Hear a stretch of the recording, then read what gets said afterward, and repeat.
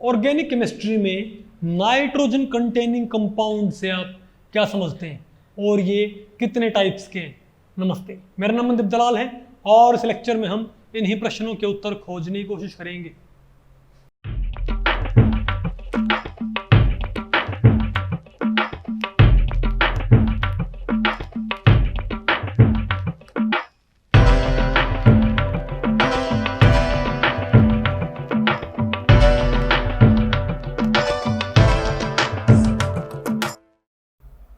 Okay, तो भाई आज हमें क्या पढ़ना है?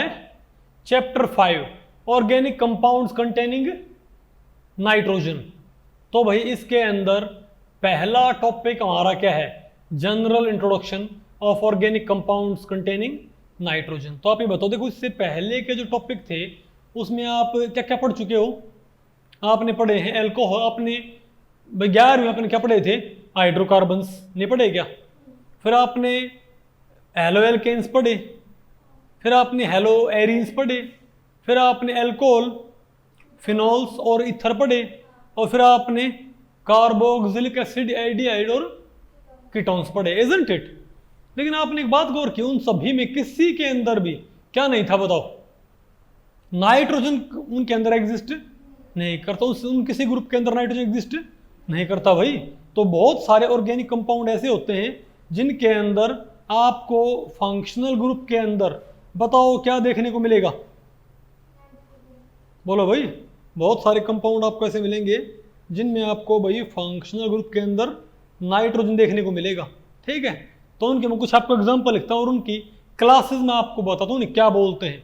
ठीक है, फॉर एग्जाम्पल ये मेरे पास CH4 का मॉलिक्यूल है। तो CH4 के मॉलिक्यूल में हाइड्रोकार्बन के अंदर अगर आपने एक H को उठा के और यहाँ पर क्या जोड़ दिया? NO2, लेकिन बॉन्डिंग किसके थ्रू? नाइट्रोजन के थ्रू आपने बॉन्डिंग कर दी, तो उसको हम क्या बोलेंगे? CH3NO2। ये क्या हो जाएगा हमारे पास? नाइट्रोमीथेन। क्या हो जाएगा? नाइट्रोमीथेन। या मान लिया भाई आपने बेंजीन से जोड़ दिया तो क्या हो जाएगा? नाइट्रोबेंजीन। यानी कि एक तो हमारे पास कौन सी क्लास होगी? Nitroalkanes and nitroalkenes, sorry nitroalkanes and nitroarenes. मतलब आपने नाइट्रो ग्रुप को जोड़ दिया ना, नहीं समझे बात? तो हमारे पास क्या बन जाएगा बताओ भाई? Nitroalkanes and nitroarenes. तो ये जो कंपाउंड है इनमें क्या है बताओ? Nitrogen, isn't it? तो एक तो कंपाउंड क्लास ये होती है हमारे पास। दूसरी हमारे पास कौन से होते हैं? नाइट्रो एल्केन, नाइट्रो एरीन्स के अलावा। अब आप ये बताओ, आपको पता होगा कि NO2 के अंदर भाई बॉन्डिंग N के थ्रू भी पॉसिबल होती है और बॉन्डिंग O के थ्रू भी तो क्या होती है भाई? पॉसिबल होती है, इजंट इट? बताओ, एक सेकंड भाई।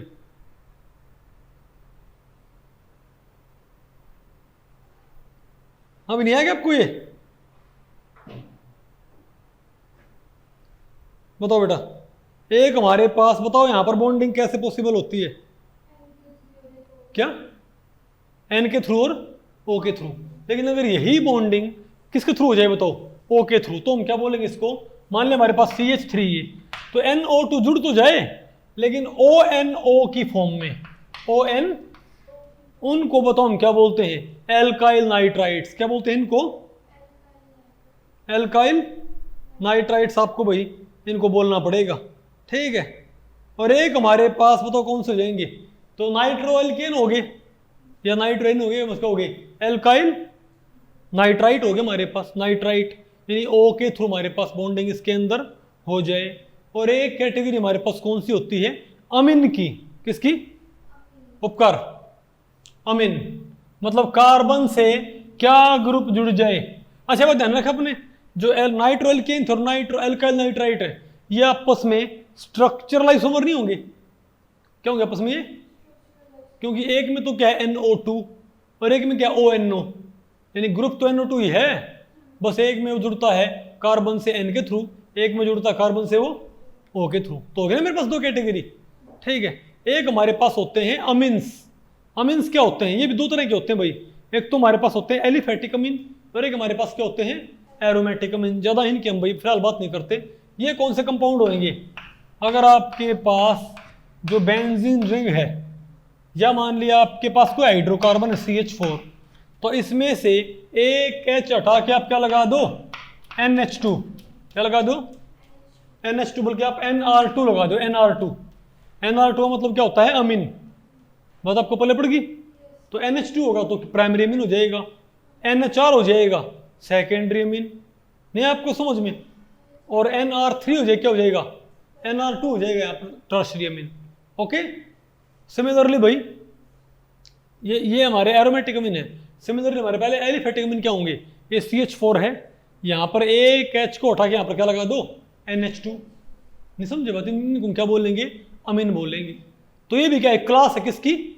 ऑर्गेनिक कंपाउंड्स कंटेनिंग नाइट्रोजन, जिनमें N जुड़ रहा हो। जिनमें क्या जुड़ रहा हो भाई? N जुड़ रहा हो। ठीक है ना? कार्बन नाइट्रोजन सिंगल बॉन्ड जिनके अंदर अवेलेबल है। Okay okay. अच्छा और बताओ यहाँ पर कौन सी कंपाउंड क्लास होगी? अमाइड्स क्या होंगे? और यहाँ पर आपको अमाइड्स क्या होंगे? इसमें खास बात ये है कि इसमें कार्बन ऑक्सीजन डबल बॉन्ड भी होगा और इसमें N भी होगा। फॉर एग्जाम्पल अगर मैं ये कहूँ RCO NH2, देखो अगर RNH2 होगा तो क्या कहलाएगा? ये तो अमीन है। लेकिन RCONH2 हो तो क्या कहलाएगा? ये अमाइड्स, इजंट इट?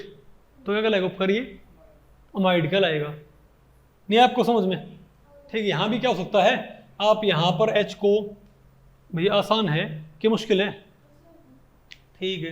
अच्छा उसके अलावा हमारे पास एक होते हैं एल्काइल साइनाइड कॉम्प्लेक्स, या जिनको हम नाइट्राइल कंपाउंड्स भी बताते हैं। क्या बोलते हैं उनको? नाइट्राइल्स। उनको मतलब इनमें भी क्या होगा? इनमें भी क्या होगा? नाइट्रोजन कंटेनिंग ऑर्गेनिक कंपाउंड्स हमारे पास ये।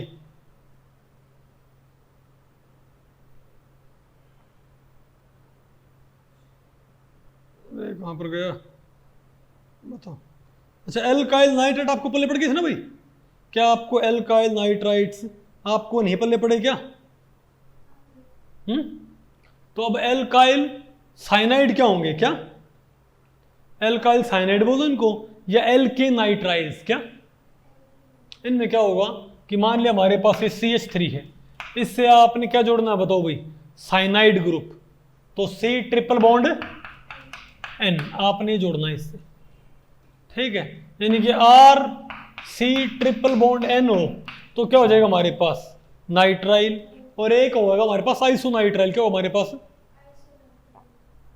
आइसोनाइट्राइल। वो क्या हो जाएगा? वो R, मतलब ये बॉन्डिंग किससे हो रही होगी बताओ भाई? बताओ। N के थ्रू। यानी कि अगर R के कार्बन चेन से कार्बन जुड़ रहा हो और टर्मिनल पे बताओ कौन हो? अगर हमारे पास टर्मिनल पे बताओ कौन हो हमारे पास? क्या हो? नाइट्रोजन। तो क्या होगा? नाइट्राइल। और अगर टर्मिनल पे क्या हो? अगर कार्बन R चेन के कार्बन से कौन जुड़ रहा हो? N। और टर्मिनल पे कौन हमारे पास? कार्बन। तो इनको बताओ हम क्या बोलेंगे? बताओ इनको हम क्या बोलेंगे? आइसोनाइट्राइल। इनको हम क्या बोलेंगे? आइसोनाइट्राइल। नहीं बात आपको पल्ले पड़ी भाई? ये आपका आइसोनाइट्राइल है। आसान की मुश्किल ये?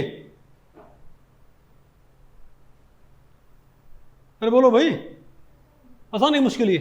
तो मेरे ख्याल से आपको पता लग गया कि यहां पर भाई कार्बन कंटेनिंग नाइट्रोजन, उनको हम किन किन बांट सकते हैं? Nitro compound. और कौन से हो गए आपके?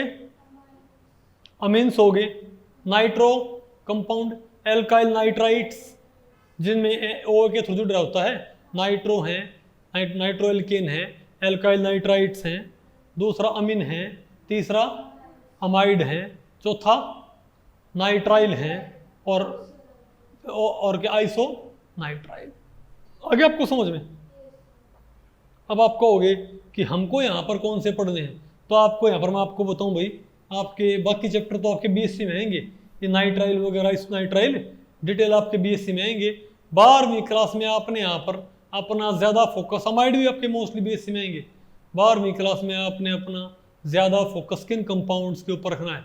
एक तो नाइट्रो कंपाउंड्स के ऊपर, और उनसे भी ज़्यादा किसके ऊपर भाई? अमीन्स के ऊपर। क्या? अमीन कंपाउंड। बाकी को आपको ज़्यादा डिटेल्ड पढ़ने की ज़रूरत नहीं है। ओके, तो भाई इस लेक्चर में इतना ही। अगर इस लेक्चर के बारे में आपके कुछ प्रश्न या सुझाव हैं तो आप मुझे नीचे कमेंट सेक्शन में पूछ सकते हैं, मैं उनके उत्तर देने की पूरी कोशिश करूंगा। तो भी ठीक है, मिलते हैं अगले लेक्चर में, तब तक के लिए नमस्ते।